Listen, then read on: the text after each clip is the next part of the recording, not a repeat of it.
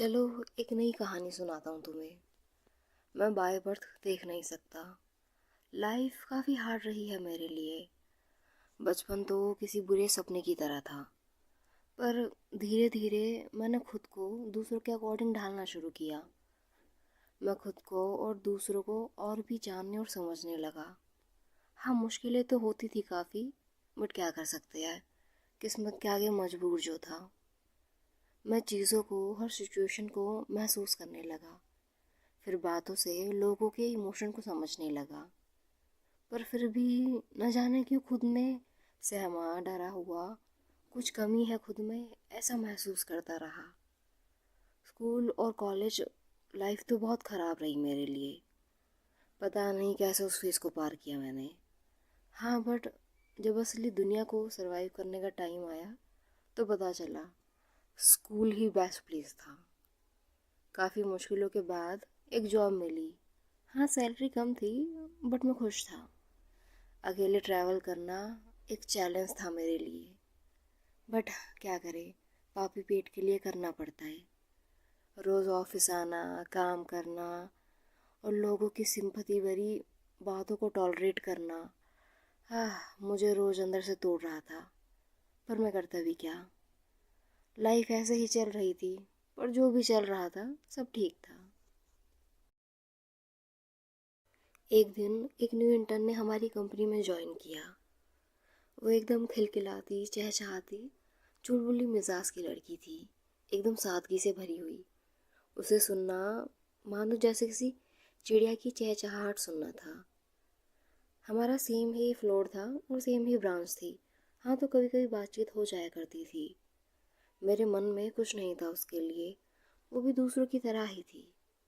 पर जब भी उससे बात होती, वो एज अ पर्सन मुझे ट्रीट करती। ये बात मुझे काफ़ी इम्प्रेस करती थी उसकी। ऐसे ही एक दिन ऑफिस से फ्री होकर जब सब अपने घर के लिए निकल पड़े, तो मैं भी ऑफिस से निकलकर मेट्रो के लिए निकल पड़ा। मैं रास्ते में ही था कि मुझे पीछे से किसी ने आवाज़ दी, सर, वरदान सर। मैं रुका तो न्यू इंटर्न ने कहा, सर मैं आपको लिफ्ट दे दूँ। मैं मना करने ही वाला था कि उतने में उसने मेरा हाथ पकड़ा और कार में बैठाने लगी। मैं कार में बैठा, पर मैं काफ़ी शॉक्ड और एम्बैरस फील कर रहा था।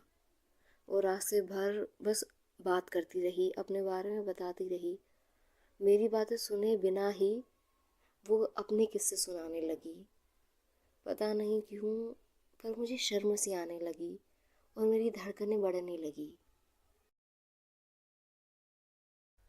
कुछ देर में कार रुकी और उसने कहा, सर आपका घर आ गया। मैं काफ़ी सरप्राइज था क्योंकि मैंने उसे अपना एड्रेस बताया ही नहीं था। उसने कार से निकलने में मेरी मदद की। मैं पूछने ही वाला था कि उसे मेरा एड्रेस कैसे पता। इतने में ही पीछे से एक आवाज़ आई, बेटा तू आ गया। ये मेरी माँ की आवाज़ थी। मेरे कुछ कहने से पहले ही उन्होंने कहा, तुम दोनों साथ में काम करते हो। फिर जाकर मुझे पता चला कि ये मेरी इंटर्न हमारे ऊपर वाले फ्लोर पर रहती है। मैंने उसे थैंक यू कहा और अपने रूम की तरफ चल पड़ा। हमारा सेम ही रूट था, इसलिए वो मुझे रोज़ लिफ्ट देने लगी। मैं खुश था, अब सुकून से रोज़ ऑफिस जा सकता हूँ। बातों ही बातों में उसने बताया कि वो घर से दूर यहाँ जॉब के लिए शिफ्ट हुई है। हमारे घर में ऊपर का कमरा खाली था, तो मम्मी ने उसे रेंट पर दे दिया। वो मेरे आसपास रहती, खिलखिलाती, चहचहाती। मुझे उसकी कंपनी अच्छी लगने लगी। पता नहीं कब, पर वो मुझे पसंद आने लगी। उसका साथ होना, उसे रोज़ सुनना, खुद के करीब महसूस करना। मैं खुद में कई नए इमोशन महसूस कर पा रहा था। मैं चाहने लगा कि वो हमेशा के लिए मेरे पास रुक जाए, पर मैं जानता था ये मुमकिन नहीं। एक ऐसा इंसान जो दुनिया देख ही नहीं सकता, उसके साथ दुनिया कौन बसाना चाहेगा। हम ज़्यादातर साथ ही होते थे, पहले ट्रैवलिंग की वजह से, फिर ऑफिस और फिर सेम घर होने की वजह से। मेरे घर वालों को तो काफ़ी अच्छी लगने लगी थी वो। कभी कभी तो वो हमारे घर ही खाना खाने आया जाया करती थी। मैं देख नहीं सकता था, पर उसकी प्रेजेंस महसूस करना, उसे इमेजिन करना, वो शख्स कैसा दिखता होगा जिसे आप पसंद करते हैं। मेरी कल्पनाओं में उससे खूबसूरत शायद ही कोई होगी। मेरा दिल उसके पीछे भागने लगा।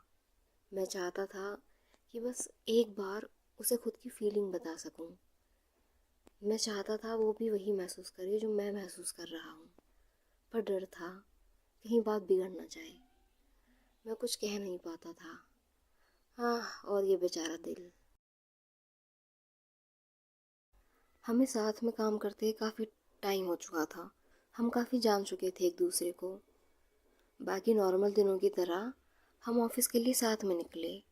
मौसम ठीक नहीं था आज। वापस ऑफिस से घर आते टाइम काफ़ी ज़ोर से बारिश हो रही थी बाहर। उसने मेरा हाथ पकड़ा और कार में बैठने में मेरी मदद की। सफ़र यूं ही चलता रहा। फिर उसने कार को रोका, मेरे हाथ पर अपना हाथ रखा। मेरी धड़कनें बढ़ने लगी। बाहर बारिश हो रही थी पर बारिश की बूंदों से ज़्यादा मेरी धड़कनें थी अभी। मैंने पूछा उससे कि क्या कुछ हुआ है। मेरी बातें ख़त्म होती उससे पहले ही उसने कहा कि वो मुझे पसंद करती है। मुझे तो मेरे कानों पर यकीन ही नहीं हो रहा था। उसने फिर बोलना शुरू किया कि जब से वो हमारे घर में शिफ्ट हुई है वो तब से मुझे पसंद करती है, इसलिए रोज़ मेरे साथ आती है, हर पल मेरे साथ होने के बहाने ढूंढती है। मेरा दिल तो खुशी से उछल रहा था। आप जिसे पसंद करते हो वो भी जब आपको पसंद करे, हाय ये फीलिंग, हाय ये खुशी। मैंने उसे बताया कि मैं भी काफ़ी वक्त से उसे पसंद करता हूँ। तो उसने मेरा हाथ अपने चेहरे पर रखा। मैंने महसूस किया कि वो सच में बहुत खूबसूरत थी। हम दोनों काफ़ी खुश थे। वैसे मुझे बारिश पसंद नहीं थी, पर ना जाने क्यों आज बारिश भी काफ़ी अच्छी लगने लगी। सफ़र यूं ही चलता रहा। हम घर पहुँचे। ये सफ़र आगे भी यूं ही चलता रहेगा।